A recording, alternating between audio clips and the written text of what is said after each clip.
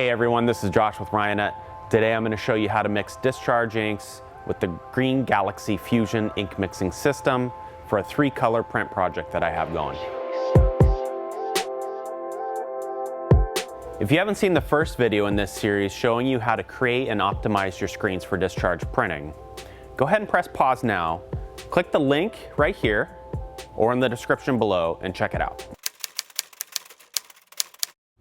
Before I start mixing, I need to decide how much discharge I need to mix. Once I know that, I can plug it into the Fusion mixing system. In this case, I'll need 500 grams of each color that I'll be using. Once I plug in the first Pantone color that I'll be mixing, which is 199U, you can see that the Fusion mixing system gives me all the components that I need. Because this system is specifically designed for water-based mixing and not necessarily discharge, it is calling for clear and opaque core bases. However, for discharge mixing, we can take the sum of those two bases, which is 462.19 grams, and apply that number to our discharge base. From there, you see the system calls for 10.73 grams of yellow, 12.75 grams of ruby, and 14.34 grams of white. To mix discharge accurately, you must have a gram scale.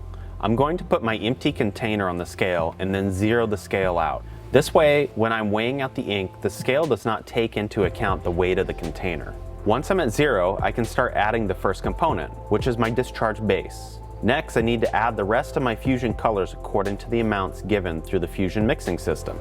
We will first add the yellow, then move on to the ruby, and then the white.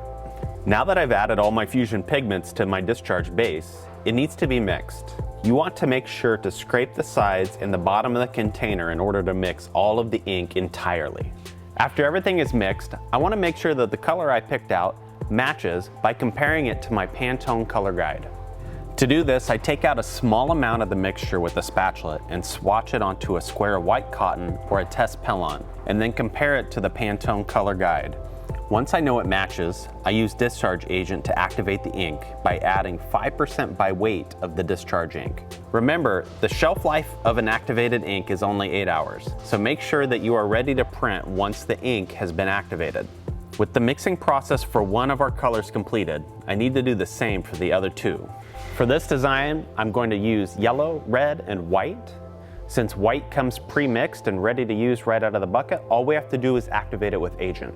Now that we have our 3 screens optimized and our 3 inks mixed, we're ready to print. Thanks for watching. Stay tuned for the next and final video where we'll actually print the design. Make sure to like us on Facebook, follow us on Instagram, and subscribe on YouTube for more awesome screen print videos.